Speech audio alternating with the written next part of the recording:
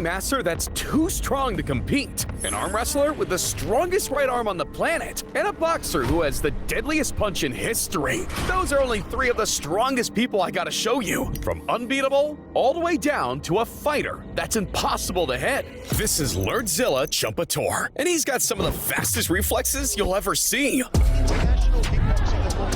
Yeah, the dude's untouchable. I mean, while most fighters are battling for survival, Lordzilla's just vibing. He's slipping punches like it's nothing, dodging kicks that should have sent him to sleep, and clowning opponents like they're in slow motion. In fact, he was so good, he went 4 full years without taking a single L. At one point in your career, you had a 100-fight winning streak. That actually happened. And not only did he almost never lose, but he walked away with 195 wins on his record. Damn! That's not your average fighter right there. And neither is this next guy. Because what if I told you that there's a 5-time world's strongest man that's dropping bodies in the cage? I'm talking about Mariusz Pudzianowski. See, back in the early 2000s, he was the most dominant strongman on the planet. Mariusz could lift anything and make it look easy. But what really surprised everyone was how quick he was on his feet. Because normally a person that big isn't built for speed. But Mariusz was different.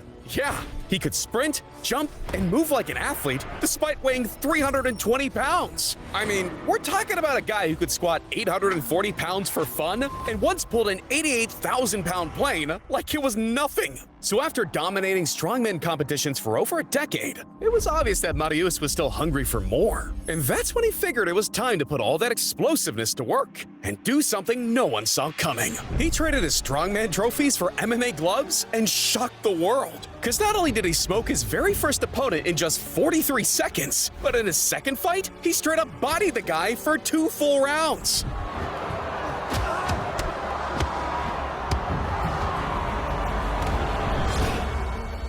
Jesus Christ! This man really went from deadlifting Atlas stones to dropping grown-ass men nearly half his age, all while competing at the highest level. Now that man is living large. But there's a man from Eastern Europe that's larger than life. Meet Levon Shaganashvili, aka the Georgian Hulk. And he's got the strongest right arm on the planet. Yeah, at 6'3" and weighing 400 pounds, this man is an absolute monster. I'm talking 25-inch biceps, forearms bigger than the average person's thigh, and hands the size of dinner plates. Hell, the dude can curl 369 pounds, which makes sense, considering he eats up to 7,000 calories a day. That's ridiculous. But the real danger isn't the diet, it's those hands. You see, after years of grinding in the gym, Levon looked at those hands and knew they were wasted on just lifting. So he hit the table and started arm wrestling, quickly climbing the ranks as the most feared right-hander on the planet. I mean, this dude was so freakishly strong,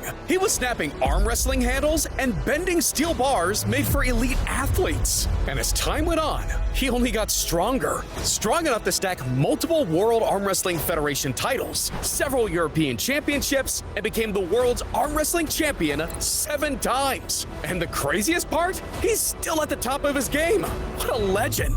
And if we're talking legends, we gotta mention Mirko Cro Cop, because he bullied the entire heavyweight division with just one move. See, Cro Cop wasn't just some fighter off the street. He was a former Special Forces anti-terror officer who walked into kickboxing and MMA with something he'd been perfecting all his life. A kick so dangerous, there was no coming back from it. Yeah, and over the years, he turned that thing into a global execution notice, to the point where even fighters had a saying for it. Right kick, hospital, left kick, cemetery, and he has sent many opponents to the MMA mausoleum with that left missile. There it is. Holy crap! Cro Cop went on a killing spree. He took on everyone the divisions had to offer by dropping them one by one, which is exactly why he walked away with 52 career knockouts and even once ended a fight with a single head kick in 46 seconds. Yeah, that guy's a cheat code. And so is this next fighter, because even though it doesn't look like it, he was a fat man with a kill shot. This is Eric Ashe. a fighter from Jasper, Alabama, and one of the greatest all-around heavyweights of all time. You see, back in the 90s, Eric was just an ordinary factory worker, competing in tough man contests on the side for fun, when something crazy happened. This 5'11", 300-pound powerhouse started knocking people out so fast, promoters had no choice but to keep bringing him back. It was unbelievable, and the world agreed, because out of 91 boxing matches, the dude won 77 of them. I mean, at one point, he even went 6 whole years undefeated. 6 years of terrorizing the division. And he got so good, they literally created a whole new championship belt just for him. The IBA Super Heavyweight title. But even despite all the success, Eric always said he was a fighter, not a boxer. So in 2003, he switched over to kickboxing and MMA instead, and turned into an absolute savage, taking on fights with anyone, and eventually landing himself a spot at WrestleMania in front of thousands of people. Damn, that place was packed. But imagine if all those people were subscribed to the channel. We'd be unstoppable, So what are you doing? Subscribe. But if we're talking unstoppable, we gotta mention the man with a punch so powerful, it set a world record. Francis Ngannou. You see, Francis isn't just strong. He's scientifically proven to be stronger than anyone else. Let me explain. This is the hardest recorded punch in fight history, measuring in at over 129,000 units, which, in case you were wondering, is the equivalent of getting hit by a small car going full speed. Yeah, one punch from this man is basically a car crash. Look at that, the fight's over. Stipe's done. Man, that's one dude you don't want to mess with. But there are a lot more dangerous people coming up. Like this fighter that was so overpowered, he forced rule changes. The most feared wrestler in sports history.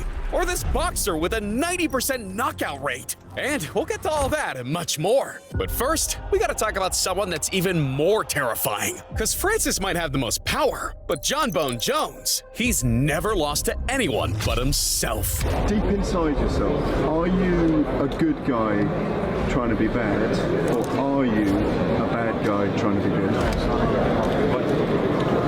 That's a good question. I think I am a bad guy that's trying to be good. You see, this man has had the most dominant career in UFC history, and it all started in 2011, when he became the youngest champion ever at just 23 years old. But that was only the beginning, because over the next decade, nobody could figure the guy out. I mean, he'd hit spinning elbows they never saw coming, take opponents down whenever he felt like, and pick them apart from any distance. No joke, the dude's only loss on record is a disqualification for, something that's literally legal today. Yeah, inside the cage, John was untouchable, but outside... This guy's got a lot of demons, man. A lot of demons. Star fighter John Bones Jones. John Jones. John Jones has been arrested in Las Vegas. The 34-year-old has been charged with misdemeanor battery, domestic violence, and damaging a vehicle. I hate you. From failed drug tests to legal troubles to getting stripped of his titles, John wasn't losing to anyone but himself. But a few years later, he came back with a vengeance. He moved up to heavyweight, put his opponent to sleep in 1 round, and walked out as the heavyweight champion. Damn! Turns out the only person who could stop John Jones is John Jones. But look, as unbeatable as he is, there's actually one man who makes him look beatable. Russia's Alexander Karelin has won 2 straight Olympic gold medals in Greco-Roman wrestling and hasn't lost a match in 9 years. Shake and win millions of prizes with the AliExpress $1 challenge. Lost a match in 9 years. Yeah, meet Alexander Karelin, a 6'3" beast with 887 wins under his belt and only 2 losses. You see, at the end of the last century, Alex was in a league of his own, because for 13 years straight, he didn't lose a single point while competing, to the point where people actually started calling him the experiment because they were convinced he wasn't human. I mean, this dude was picking up 300-pound wrestlers and tossing them like ragdolls. Yeah, and eventually that move became so infamous, it even got its own name, the Karelin Lift. A move so feared, that even Olympic gold medalists call it a win if they simply avoided it. So throughout his wrestling career, he ran through everybody, dropping heavyweights and making world champions look like amateurs. And Alex continued to dominate his entire career, winning Olympic gold medals in 1988, 92, and 96, and becoming the greatest Greco-Roman wrestler of all time. Man, he made that look easy. But this next dude's making boxing look easy, because he's got one of the highest knockout rates in history. Yeah, this is Tommy Morrison, and whenever he landed a left hook, it was lights out. But let's be real, it's not like he's the first boxer with one-punch power. So what the hell made this dude different? Well, he was fast, explosive, stupidly strong, and could hit his opponents from angles they never saw coming. And all that was a recipe for ending fights early. And it worked, because out of his 48 career wins,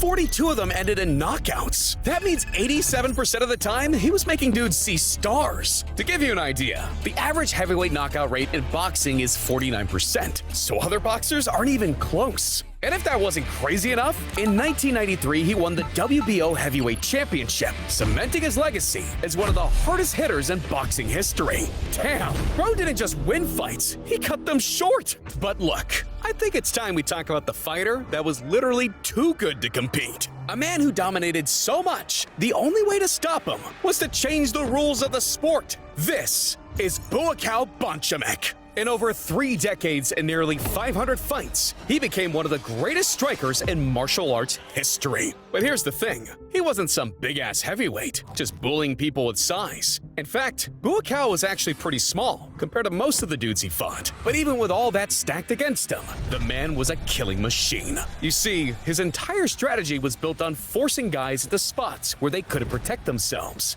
Yeah, my boy would snap their balance with one shot, yank them back into range, and finish them off before they can even breathe again. And after years of doing that repeatedly, they hit him with a hammer and nerfed his ass. Yeah, they limited knee strikes, banned elbows, and killed prolonged clinching. Basically everything that made him unstoppable, stripping him of his strongest weapons and forcing him to start from scratch. But despite all that, Buakaw still became the organization's first 2-time middleweight king and went on to conquer the world stage. Meaning he wasn't just winning anymore, he was straight up murdering the competition. And the numbers back it up, because over his career, he went on to rack up 243 wins, including 74 knockouts. Now that's crazy. But as crazy as that is, we've seen even crazier stuff pulled off by elite special forces, like being burned alive, target practice with humans, and hot potato with a live grenade. Look, if you want to hear more, then you need to click on this video right here.